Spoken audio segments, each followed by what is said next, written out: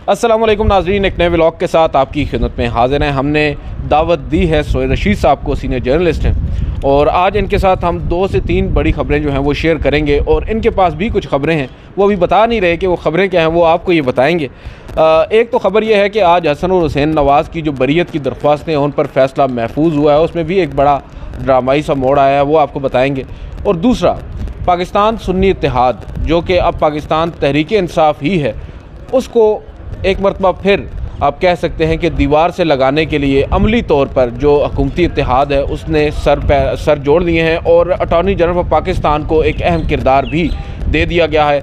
अब उसमें बड़ी डेवलपमेंट हो सकती है और पाकिस्तान तहरीक इंसाफ को उसमें सबकी कभी सामना करना पड़ सकता है। मगर दूसरी जानिब इमरान खान साहब को आज 2 मुख्तलिफ़ मुकदमात में बरी भी किया गया है। वो कौन से मुकदमात हैं जिनमें इवेंचुअली इमरान खान साहब बरी हुए हैं और अब उन्हें एक रिलीफ़ मिलता नज़र आ रहा है, और ये रिलीफ़ बज़ाहिर बहुत से लोग कह रहे हैं कि अब मिलना शुरू हो चुका है इमरान खान साहब को।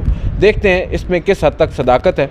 सबसे पहले तो बात करेंगे जो स्पीकर नेशनल असम्बली हैं अयाज सादिक साहब, या आप कह सकते हैं कि पार्लियामेंट है, उसने एक ख़त लिखा है अटॉर्नी जनरल ऑफ पाकिस्तान को, और उस ख़त में उन्होंने अटॉर्नी जनरल से कुछ ओपिनियन सॉर्ट की है। वो ओपिनियन बेसिकली ये चाह रहे हैं कि पाकिस्तान सुन्नी इत्तेहाद जिसने इंतखाबात में हिस्सा नहीं लिया उनके जो सरबराह हैं हामिद रज़ा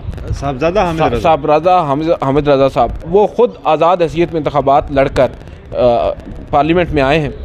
तो इस सूरत में जो कि पाकिस्तान तहरीक इंसाफ के लोग हैं, वो जब उनमें शामिल हुए आज़ाद अरकान, और इस वक्त वो सबसे बड़ी बज़ाहिर पार्लिमानी जमात बन चुकी है, तो क्या उन्हें जो पार्लिमानी लीडर है वो उनका अपॉइंट किया जा सकता है उनकी पार्टी का, सुन्नी इत्तेहाद कौंसिल का, जबकि वो बतौर एक पार्टी इंतखाबात में उसने हिस्सा नहीं लिया और ज़ैन कुरैशी गालिबन उनके उम्मीदवार हैं। उस पर ओपिनियन मांगी गई है, और ये अब एक बड़ी दिलचस्प स्टोरी है। इस पर सोहेल रशीद साहब से राय लेंगे। सोहेल रशीद साहब, आप क्या समझते हैं, ये क्यों कर अब अचानक इन्हें ये याद आ गया है और पाकिस्तान तहरीक इंसाफ को हर तरफ से ये साइड पर करना चाह रहे हैं? पाकिस्तान तहरीक इंसाफ तो एज़ पाकिस्तान तहरीक इंसाफ साइड पे हो ही चुकी है, क्योंकि पार्लियामेंट में उसको जाने के लिए सुन्नी इत्तेहाद कौंसिल के शेल्टर की ज़रूरत पड़ी थी, और सुन्नी इत्तेहाद कौंसिल को अब पार्लियामेंट में एज़ पार्टी और पार्लिमानी पार्टी कंसिडर किया जाएगा। यानी ये अचानक से ख्याल आ गया है पार्लियामेंट को कि अब हम अटॉर्नी जनरल से पूछ लेते हैं कि अटॉर्नी जनरल इस पर क्या राय रखते हैं। वही अटॉर्नी जनरल जो कि PTI के ख़िलाफ़ मुसलसल 1-1.5-2 साल से वफाकी हुकूमत के जो है ना ब्लू आइड हैं, वो अब राय देंगे, और उसके ऊपर दारोमदार है। अब उसके रेम करम, उस राय के रेम करम पर होगा इनका मुस्तकबिल। जिनको अवाम ने वोट दिए थे पता नहीं कितने करोड़, वो अब पार्लियामेंट में सुन्नी इत्तेहाद कौंसिल के नाम से भी रह सकते हैं। यानी वो राय अब अहम हो गई है। अहम इसलिए हो गई है कि अगर वो वहाँ पे एक पार्लिमानी पार्टी के तौर पे नहीं होंगे तो उसकी फिर मज़ीद असरात पड़ने हैं। सबसे बड़ा असर क्या होना है?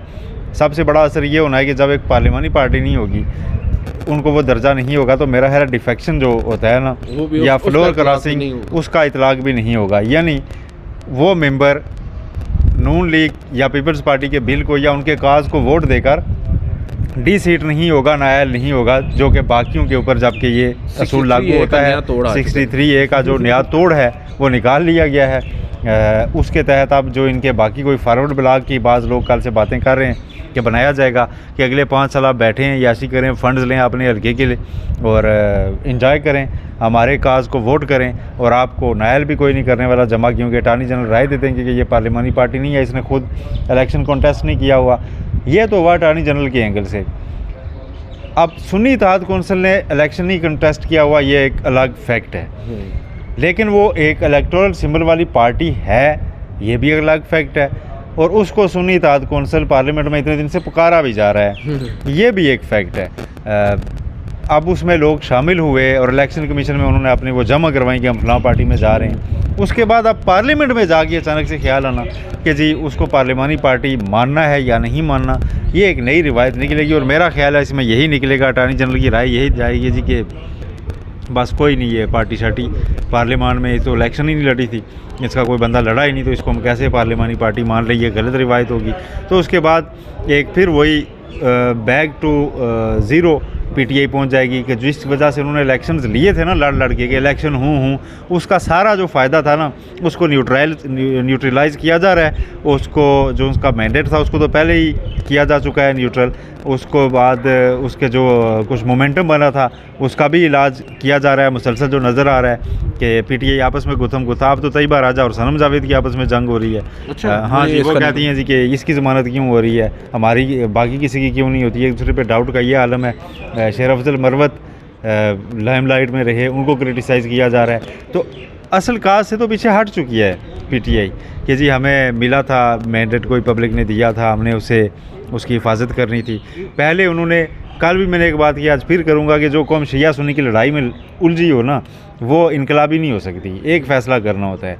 8 फरवरी को आप इनकलाबी बन के वोट देते हैं, 9 फरवरी को आप दोबारा उस जगह पे पहुँचे हुए थे कि शिया पार्टी क्यों ज्वाइन कर रहे हैं आप मजलिस वहदतुल मुस्लिमीन, हमें KPK में मसला हो जाएगा, आप सुन्नी पार्टी ज्वाइन करें। फिर उन्होंने सुन्नी नाम वाली पार्टी ज्वाइन की, तब जाके राज़ी हुए हैं KP वाले।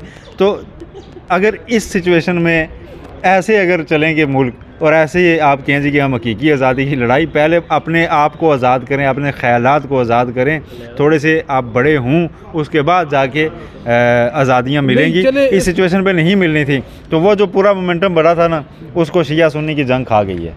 तो इसमें एक चीज़ तो ये भी है ना, मुझे ज़राए से ये खबर मिली थी और मैंने अपने गुज़िश्ता एक व्लॉग में भी ये बात की है कि अली अमीन गंडापुर साहब को कुछ पैगाम दिए गए और वो पैगाम लेकर अडयाला जेल में भी पहुंचे और वहाँ पर उन्होंने इमरान खान तक वो पैगाम पहुंचाए और उसमें अब कुछ डेवलपमेंट्स भी हो रही हैं। मगर दूसरी जानिब इमरान खान साहब का जो पैगाम वो लेकर गए हैं, उसमें उसके बाद हमें नज़र ये आ रहा है कि इमरान खान फ़िल वक्त शायद डील करने के मूड में नहीं है। उन्होंने 30 मार्च को जो कॉल दी है एहतजाज की, उसमें तमाम जो सियासी आपकी क़यादत है पाकिस्तान तहरीक इंसाफ की, सबसे अहम बात तो ये है कि कल उन्हें इकट्ठा किया गया है कोर कमेटी के इजलास में और उन्हें तमाम को एक तो मना कर दिया गया है कि जो आपके जो मुतनाज़ किस्म के बयानात हैं इसके बाद वो नहीं आने चाहिए। और सर अजाला किया जा रहा है ना, आप जो बात कर रहे हैं कि जो डैमेज हो चुका है उसको कवर करने के लिए ये सारी चीज़ें हो रही हैं ना। ये होना एक पार्टी जिसको इस वक्त फ्रंट पे खड़े होकर लड़ना चाहिए था मोते, तो वो आपस में तितर बितर आपस में इजलास करके बिठा के एक दूसरे को मना किया जा रहा है कि बयान ना दें। 9 मई की तलवार भी तो चला करती है, कौन सी तलवार है सर? तलवार जो अक्यूज हैं, पकड़े हुए हैं 104 बंदे, उनका केस चलेगा, बाकी अपना अपना अदालतों में लड़ेंगे, ठीक है। तलवार वाली कोई बात नहीं होती। इमरान खान को अब एज इमरान खान एग्जिस्ट करने के लिए दोबारा से एक नया इलेक्शन चाहिए होगा और कोई सिचुएशन है ही नहीं, बची ही नहीं। वो खो दिया पीटीआई ने, वो अपने नाकस फैसलों की वजह से खो दिया। अब उनको दोबारा मोमेंटम बनाएं जी, 2 साल बाद हम नया इलेक्शन लेंगे और उसके बाद जाके हम दोबारा एज पार्टी इमर्ज करेंगे। क्योंकि फ़िलहाल तो जो कुछ हुआ है उसमें यही बचा है कि वो एक बयानबाजी की हद तक ही रह गए हैं। जलसा 23 मार्च को जी हम करेंगे, अब इजाज़त मिलेगी नहीं मिलेगी, लेकिन वो कहते हैं जी कि हम इस्लामाबाद में 23 मार्च को जलसा करेंगे। तो जल्द से 30 को शायद, हाँ, जल्द से बस मोमेंटम बिल्ड करने की एक एफर्ट होती है कि जी अगले इलेक्शन तक के लिए हमने ख़ुद को एक पार्टी के तौर पे रखना है। बाकी कोई मौसर हिकमत अमली 8 फरवरी के बाद उस तरह से नहीं नज़र आई।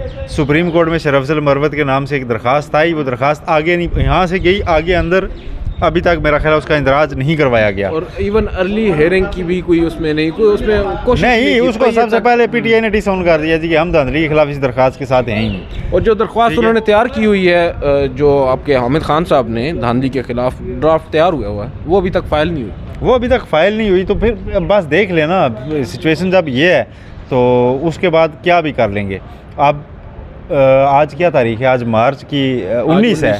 8 फरवरी का वाक़या है, ठीक है। 9 फरवरी आप कहते हैं ना, जैसे कि 9 फरवरी को हमारा मैंडेट ले लिया गया, उसके बाद आपने क्या किया है? कुछ भी नहीं किया। आपने सिर्फ कहानियाँ कराई हैं, एक दूसरे को इल्ज़ामात लगाए हैं और जो अवाम का असल वाज़े तौर पर नज़र आया। मैं नहीं कहता कि आप एजिटेशन करते, आप खून खराबे की तरफ चले जाते, आप सियासी हिकमत अमली बेहतर बनाते।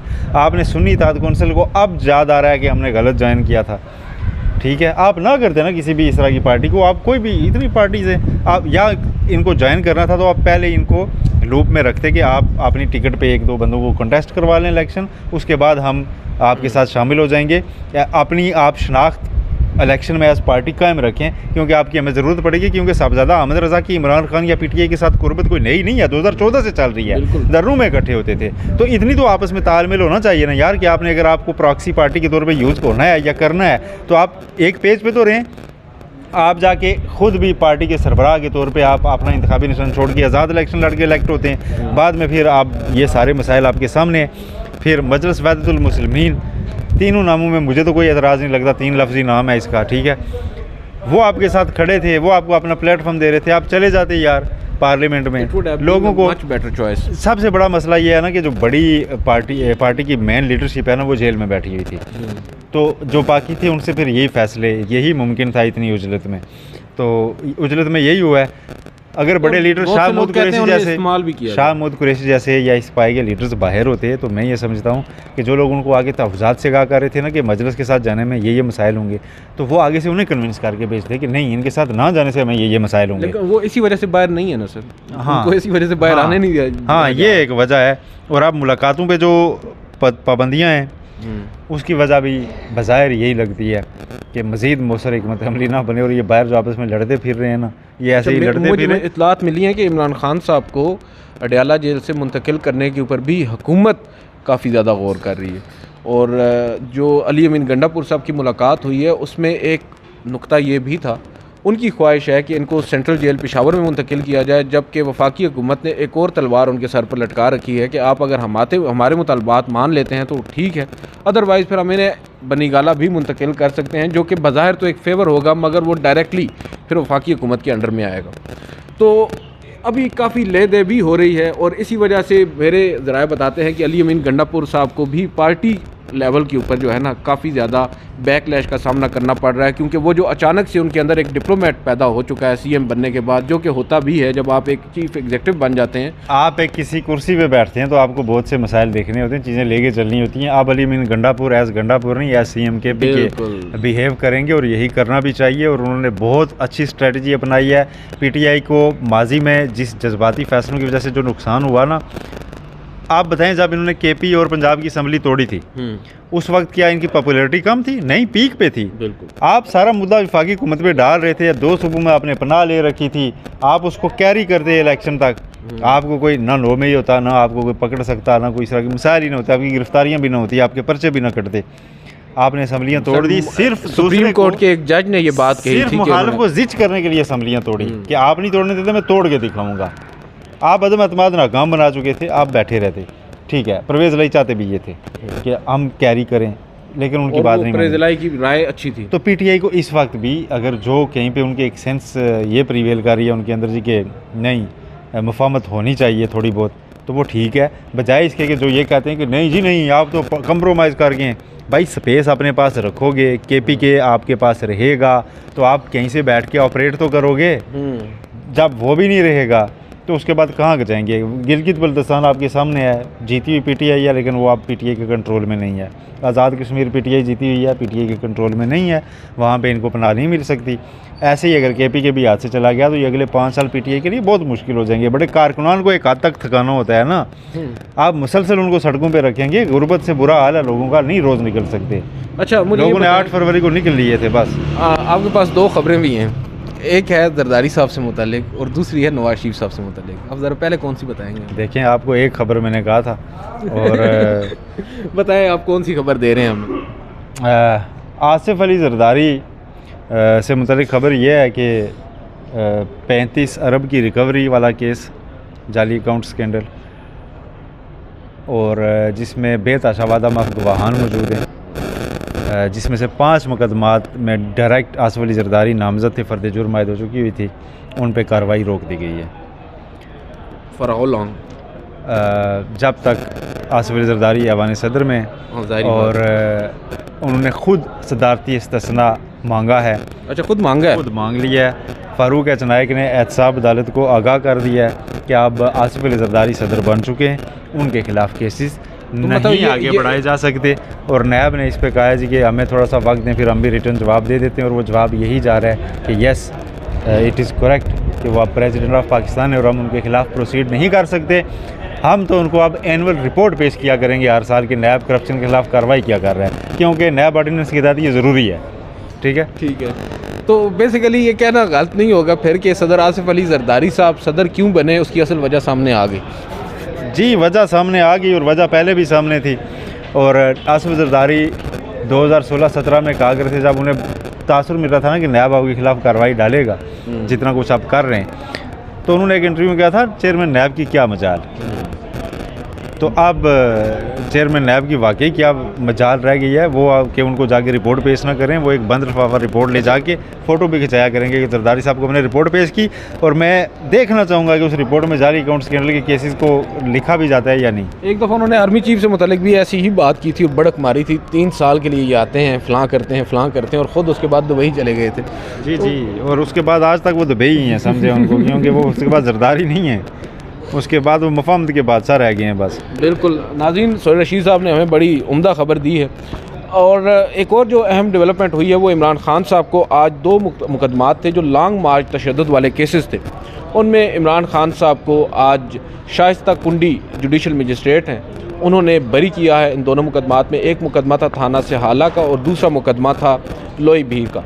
और ये अब इन 2 मुकदमात में जो बरीयत है इमरान खान साहब की, उसको बहुत से लोग ये समझ रहे हैं कि शायद ये अब पहल हो चुकी है और इमरान खान साहब के हवाले से मुख्तलिफ जो मुकदमात हैं जो अब अपीलों की सूरत में सुने जा रहे हैं, बिलखसूस साइफ़र केस गुज़िश्ता रोज़ उस पर समाअत हुई, आज भी उस पर समाअत है। जो ऑब्जर्वेशंस आ रही हैं, जो रिमार्क्स दिए जा रहे हैं जजेस साहिबान की जानिब से, उससे नज़र यही आ रहा है, क्योंकि केस बड़े भुंडे अंदाज में बनाए गए थे। सोहेल रशीद साहब ने तो उनको ट्रायल की सतह पर भी कवर किया है। अब वो बज़ाहिर नज़र आ रहा है कि ये केस जो है ज़्यादा देर टिक नहीं पाएंगे और सुप्रीम कोर्ट आने की भी शायद ज़रूरत ना पड़े, हाई कोर्ट से ही इमरान खान साहब को रिलीफ मिल सकता है। तो बज़ाहिर अब चीज़ें जो हैं वो रिवर्स होती नज़र आ रही हैं, मगर इसमें वक्त ज़रूर लगेगा। देखते हैं आइंदा आने वाले दिनों में क्या होता है। आज की इस वीडियो से इतना ही। मुझे सोहेल रशीद साहब को इजाज़त दीजिए। अल्लाह हाफ़िज़।